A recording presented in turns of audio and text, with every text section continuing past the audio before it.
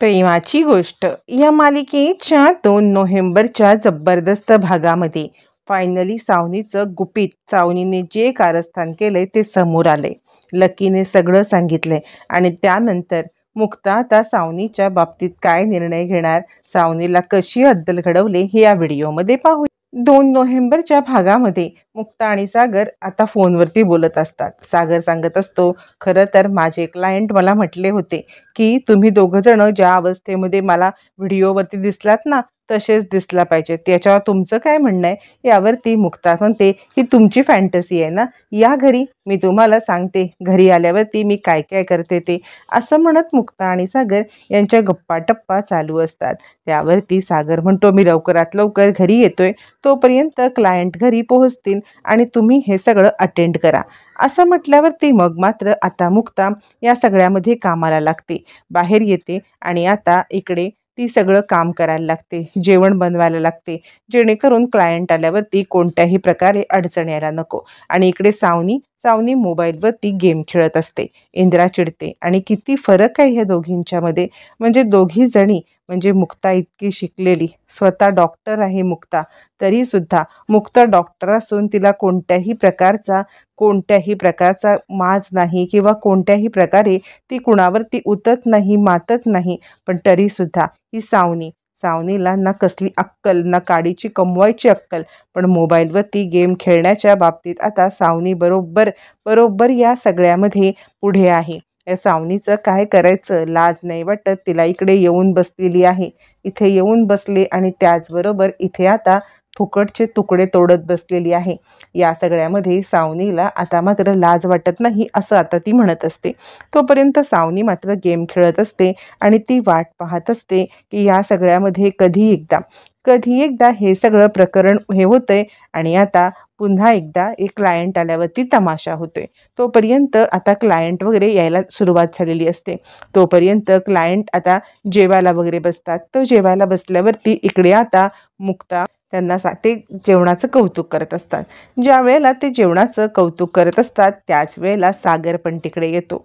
त्यावेळेला क्लायंट सांगतात, खरंच सागर, म्हणजे तुम्ही जे काही म्हणाला होतात ना की तुमची बायको सुगरण आहे, तर खरंच तुमची बायको आता सुगरणच आहे. म्हणजे आता या सगळ्यामध्ये तुमची बायको जे काही करते ना ते बघूनच आम्हाला खूप कौतुक वाटते. इतक्या शिकलेली बायको आणि हे सगळं घरातलं काम करणं खरंच कौतुकास्पद आहे. याच्यावरती आता इकडे मुक्ता सांगायला लागते, नाही हं, तुम्ही एकट्या माझं काही कौतुक नका, कारण एकटीने मी खरंच काही केलेलं नाहीये. मी एकटी काही करूच शकत नव्हते. या सगळ्यामध्ये मला साथ दिली ती म्हणजे मम्मी आणि स्वातीताईंनी. मी एकटी कधीच काही करत नाही. माझ्यापेक्षा उत्तम स्वयंपाक त्या करतात. यावरती इंद्रा म्हणते, बघितलं, माझी सून ही अशीच आहे. माझ्या सुनेला तिचं स्वतःचं कौतुक कधी पटतच नाही. तिला कुणी किती सांगितलं ना की तू हे छान केलंयस किंवा तू हे केलंयस, तर ती कधीही क्रेडिट घेत नाही. अशी माझी सून आहे. यावरती सावनी म्हणते, घ्या, तुम्ही मुक्ताचेच कौतुकाचे पूल बांधा. किती काही झालं तरी तुम्हाला फक्त मुक्ताच जवळची ना. तोपर्यंत सागर सुद्धा घरी आलेला असतो. मुक्ता सागरला सांगत असते, सागर या लवकर, क्लायंट आलेले आहेत. क्लायंटचं जेवण होऊन कौतुक चालू असताना सागर तिकडे येतो. तोपर्यंत लकी आता डॉक्टरांकडे गेलेला. लकी डॉक्टरांना पैसे देतो आणि तो म्हणतो, आता तरी माझं काम होईल ना, म्हणजे या सगळ्यामध्ये आता मी बरा होईल ना. यावरती डॉक्टर म्हणतात, हो, तुम्ही एक काम करा बरं, तुम्हाला फक्त इतकंच करायचं आहे की या सगळ्यामध्ये तुम्ही जा आता आतमधल्या रूममध्ये जाऊन आता तिकडे ॲडमिट व्हा. तुम्ही तिकडे ॲडमिट झालात की तुमच्यावरती ट्रीटमेंट सुरू होईल आणि ही ट्रीटमेंट काही साधी सोपी नाही आहे. ही ट्रीटमेंट खूप भारी आहे बरं का. फक्त आज जाऊन पडायचं आहे, तुम्हाला काही करायचं नाही आहे. सावनीने जे काही त्याला सांगितलेलं असतं ते सगळं तो अचूक करत असतो आणि या सगळ्यामध्ये सावनीने त्याला सांगितलेलं असतं की याला फक्त फसवायचं आहे, आपल्याला बाकी काहीच करायचं नाही आहे.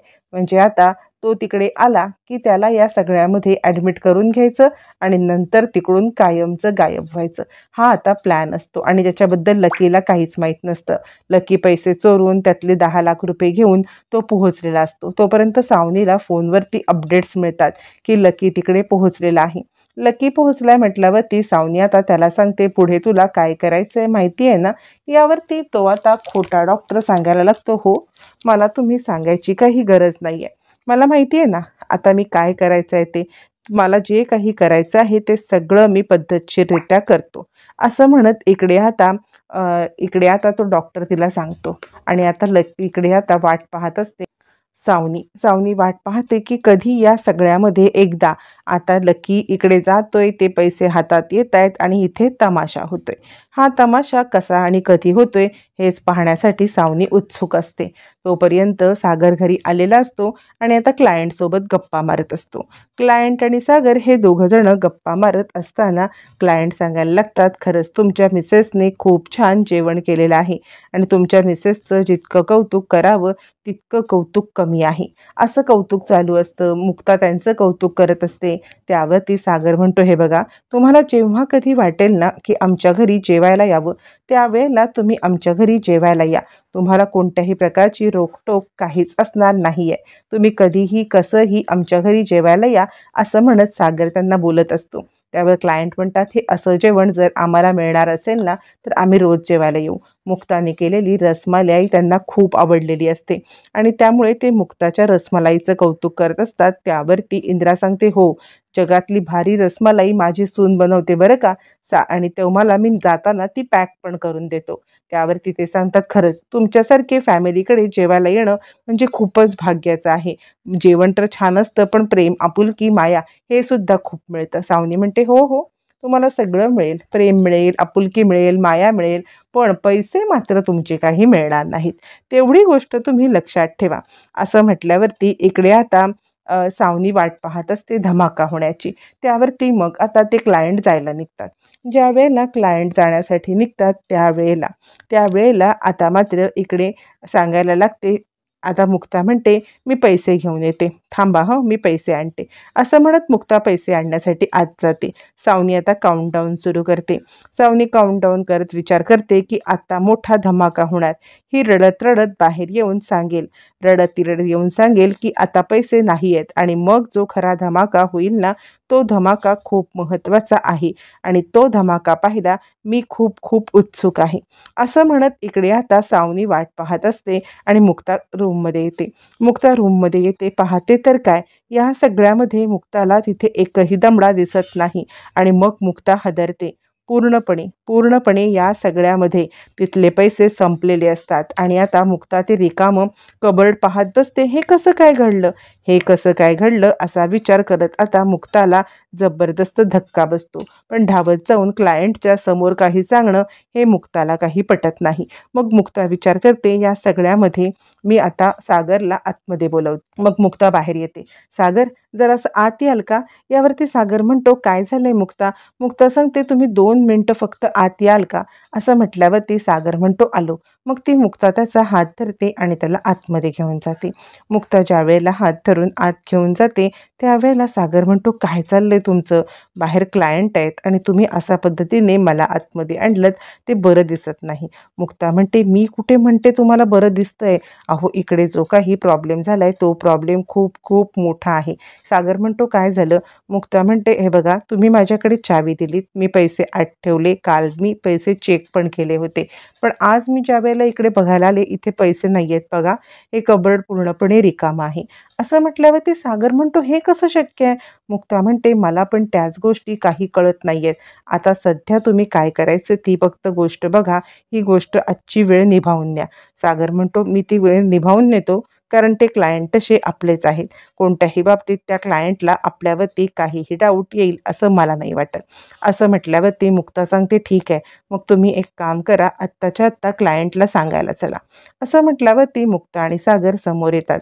दोघंजणं समोर येतात आणि या सगळ्यामध्ये आता समोर आल्यावरती तो सांगायला लागतो, "हे बघा, म्हणजे एक काम करतो मी, मी तुमचे पैसे आहेत ना, हे तुमचे पैसे ऑफिसला पोचते करतो. आत्ता सध्या कोणत्याही प्रकारचे पैसे मी तुमच्या सोबत देत नाही आहे. मी ऑफिसला पोचते करतो, चालेल ना?" क्लायंट म्हणतात, "ठीक आहे, आम्हाला काही प्रॉब्लेम नाही आहे. तुम्ही ऑफिसला पैसे द्या." मुक्ता म्हणते, "ठीक आहे." त्यावरती आता इकडे सांगायला लागते, ती म्हणजे इंदिरा, "हे घ्या, ही रसमलाई घेऊन जा. रसमलाई तुम्ही इथेच विसरून चाललेले होतात." असं म्हणत ती रसमलाई आता मात्र त्या क्लायंटला देते. क्लायंट तिकडून सागरबरोबर बोलून त्याचे आभार मानून निघून जातात. क्लायंट निघून गेल्यावरती आता मात्र सागरचा पडलेला चेहरा बघून इंदिरा बोलायला लागते, "काय रे सागऱ्या, काय झालं? असं म्हणत ती आता सागरला विचारायला लागते.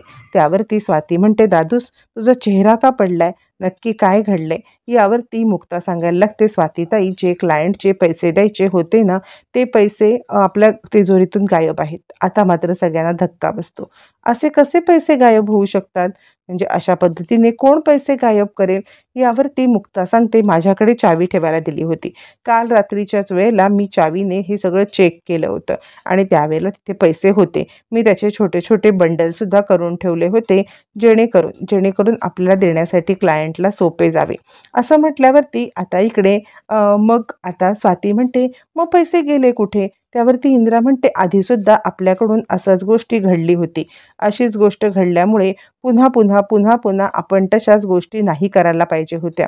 त्यावरती स्वाती आता तिच्या लक्षात येतं आणि तिला आठवतं, की ज्यावेळेला आपण रूममध्ये होतो, बाहेर बसलेलो, त्यावेळेला लकी तिकडून पैसे घेऊन आला होता. पण स्वाती आता विचार करते, सध्या मी कुणासमोर काही सांगत नाही. आत्ता जर का लकीचं हे मी बोलले, तर आधीच लकी चिडलेला आहे. या सगळ्यामध्ये लकी अजून चिडेल, अजून अस्वस्थ होईल आणि आता तो स्वतःला काही त्रास करून घेऊ शकतो.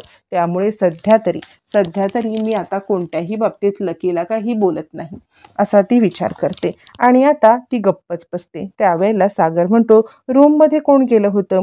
आणि त्यावरती स्वाती म्हणते की मी रूममध्ये गेले होते आणि त्यामुळे आता मला माहिती नाही आहे, मला मुक्ताने ती फाईल आणायला सांगितलेली होती आणि त्यामुळे मी आतमध्ये गेले होते. पण त्यावेळेला मी काही कपाटाला हात लावला नाही.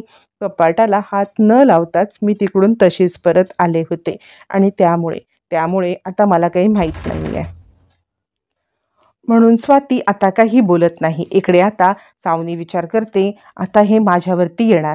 त्यावरती आता इकडे स्वाती म्हणते, मी तर काही तिकडे गेले नव्हते. मी पूर्णपणे बाहेरच होते. पण नंतर कोण आत गेलं असेल तर माहीत नाही. पण यावरती आता सगळ्यांनाच प्रश्न पडतो, की घरातलं तर कुणी हे करणं शक्य नाही आहे. मग हे कोण करणार? सावनीशिवाय कुणाकडे नाहीच नाही. मग सावनी येते. बरोबर आहे, आता तुम्हाला माझ्यावरतीच डाऊट येणार आहे, बरोबर आहे ना? कारण मीच हे सगळं केलंय असं तुम्हाला वाटत असेल. पण मी तुम्हाला एक गोष्ट सांगते, या सगळ्यामध्ये मी काहीही केलेलं नाही आहे. त्यामुळे तुम्ही माझ्यावरती डाऊट घेऊ नका. खरं सांगायचं तर मी मुक्तासोबत बाहेर होते. म्हणजे मुक्ताने आत्ताच सांगितलं होतं की नाही, की या सगळ्यामध्ये मुक्ता अ, आधी बघितलं होतं तिने तिच्या कबर्डमध्ये, तेव्हा पैसे होते. म्हणजे काल होते ती म्हणते आहे. त्यानंतर मी सकाळी मुक्तासोबत गेले होते ना, मी सकाळी मुक्ताच्या सोबतच बाहेर पडले होते आणि त्यामुळे मला कुणी काही विचारू नका. मी या सगळ्यामध्ये अजिबात काही केलेलं नाही आहे. असं म्हटल्यावरती मी आता मुक्तासोबत डॉक्टरांकडे गेले असं म्हटल्यावरती सगळ्यांनाच आता विचार पडतो, की खरंच ही तर डॉक्टरांकडे गेली होती. मग कसं काय हे? असा विचार करत आता सगळेच जण इकडे गप्पच बसतात. त्यावरती आता इकडे स्वाती म्हणायला लागते, पण दादूस या सगळ्यामध्ये हे कोण करेल? आपल्या घरातले कोणतीही व्यक्ती हे काही करणं शक्य आहे असं मला नाही वाटत. यावरती मग मात्र आता इकडे सावनी म्हणायला लागते, का नाही शक्य वाटत? घरातली व्यक्ती करूच शकते की. आणि सगळ्यात महत्त्वाचं, या चाव्या कुणाकडे होत्या? त्या चाव्या मुक्ताकडे होत्या. मग मुक्तानेच सगळं केलं नसेल कशावरून? इतका तुम्ही मुक्तावरती कसा विश्वास दाखवताय? कारण मुक्ता हे नक्कीच करू शकते. यावरती आता मात्र मुक्ता चिडते आणि आता मुक्ता चिडल्यावरती आता मुक्ता म्हणते, "एक गोष्ट लक्षात ठेवा. तू माझ्यावरती आरोप करतेस? अगं हे माझं घर आहे." यावरती सावनी म्हणते, की "तुझं घर असलं ना तरीसुद्धा तू एक काम कर. तू या सगळ्यामध्ये तुझ्या आई-वडिलांना वर्ल्ड टूरला पाठवलेस ना, तुझ्या आई-वडिलांना वर्ल्ड टूरला पाठवलेस. मग हे पैसे कुठून आले? हे पैसे तुझ्याकडे इतके आले कुठून?" यावरती आता मात्र मुक्ता चिडते आणि खबरदार, तू या सगळ्यामध्ये माझे पैसे काढू नकोस. कारण ना मी स्वतः कमवते. माझ्या आई-वडिलांना स्वतःच्या हिमतीवरती वर्ल्ड टूरला पाठवण्याची मी धमक ठेवते. त्यामुळे तू या सगळ्यामध्ये माझ्याशी कोणत्याही प्रकारची आडकाठी करण्याचा किंवा मला हे करण्याचा प्रयत्न करू नकोस. तुझी कारस्थानं मला चांगलीच माहिती आहेत. त्यावरती आता इकडे सागर म्हणतो, तुम्ही कुणाच्या नादी लागताय? त्या सावनीच्या नादी. ती काहीही तोंडाला येईल ते बरळते आहे आणि तुम्ही तिच्या प्रश्नांची उत्तर द्यायला बिलकुल बांधील नाही आहात. तुम्ही तिच्या प्रश्नांची उत्तरंसुद्धा देऊ नका. यावरती मग मात्र मुक्ता म्हणायला लागते, बघितलं ती कशी बोलते. आणि सावनी, एक गोष्ट लक्षात ठेवा, माझा नवरा हा माझा आहे, हे माझं घर आहे आणि या घरामध्ये ज्या काही 4 गोष्टी मला हव्या असतील किंवा काहीही हवं असेल, मला जर का पैशाची गरज असेल तरीसुद्धा मी हे पैसे माझ्या नवऱ्याकडे मागू शकते आणि त्या कारणासाठी मला कुणाचीही गरज नाही आहे की कुणी मला अडवेल किंवा कुणी मला काही बोलेल, कुणी मला काही बोलेल हे मला माहिती नाही आहे. त्यामुळे मला माझा नवरा पैसे देऊ शकतो, मला चोरायची गरज नाही आहे. सावनी म्हणते, मग चोरायची गरज नाही तर हे पैसे गेले कुठे? मुक्ता म्हणते, बघा आत्ता सध्या माझ्याकडे कोणत्याही बद्दल पुरावे नाही आहेत. माझ्याकडे पुरावे नाही आहेत कारण कारण या सगळ्यामध्ये मी आत्ता तुम्हाला काही ब्लेम नाही करू शकत. पण ज्या वेळेला माझ्याकडे पुरावे येतील ना, त्यावेळेला मी तुम्हाला हाताला धरून फरफटून घरातून बाहेर काढेन. यावरती सागर म्हणतो, हो सावनी, ज्या वेळेला खरंच आमच्या हातात पुरावे असतील ना, त्यावेळेला तुझी वरात या घरातून निघाल्याशिवाय राहणार नाही, ही गोष्ट मात्र लक्षात ठेव. असं म्हणत सागरने सावनीला चांगलाच इशारा दिलेला असतो. आणि आता इकडे सावनी म्हणते, पण मी काही केलेलंच नाही आहे, तर मला का बोलताय तुम्ही? ज्यांनी कुणी केलंय त्यांनी बोला की. असं म्हणत सावनी सगळ्यांवरती बोलते आणि इकडे मुक्ता तिला चांगलाच इशारा देते.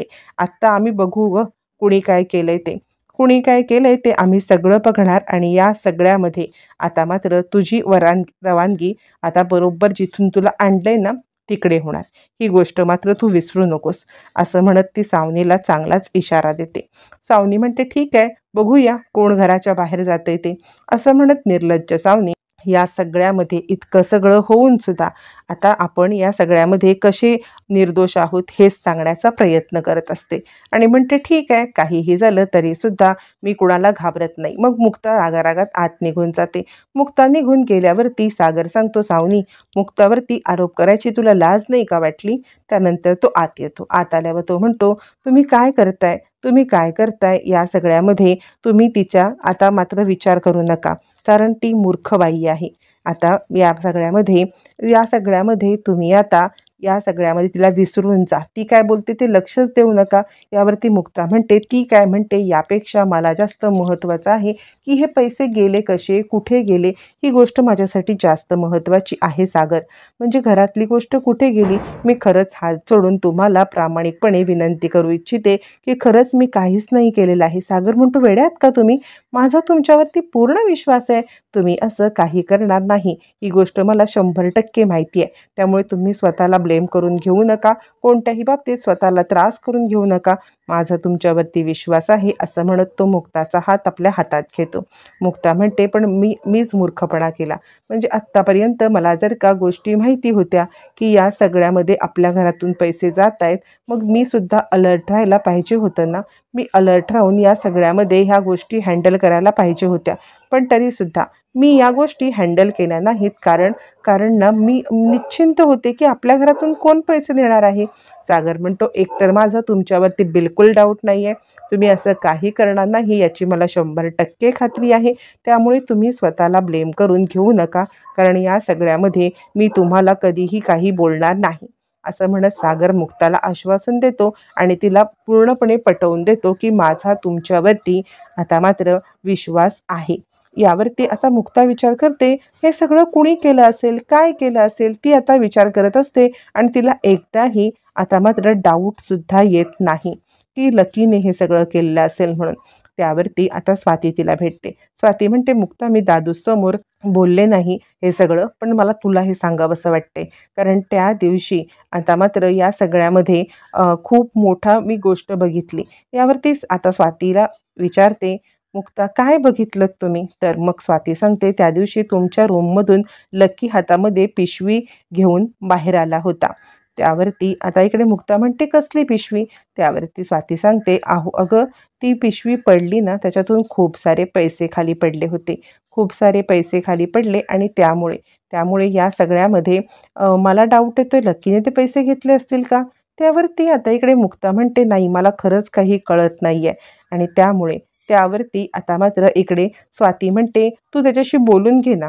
मग आता मुक्ता लकीच्या रूममध्ये जाते आणि ती चावी त्याला लकीच्या रूममध्ये सापडते. त्यामुळे आता मुक्ता विचार करते, काय आहे हे सगळं? लकीच्या रूममध्ये चावी कशी? त्यावरती मुक्ता आता लकीला बोलवते. लकी, काय झालंय? हे सगळं काय आहे? तू खरंच या सगळ्यामध्ये पैसे चोरलेस का? नाही ना? माझा तुझ्यावरती पूर्ण विश्वास आहे. यावरती लकी सांगायला लागतो, वहिनी, तू माझ्यावरती विश्वास ठेवावा असं मी काहीही केलेलं नाहीये.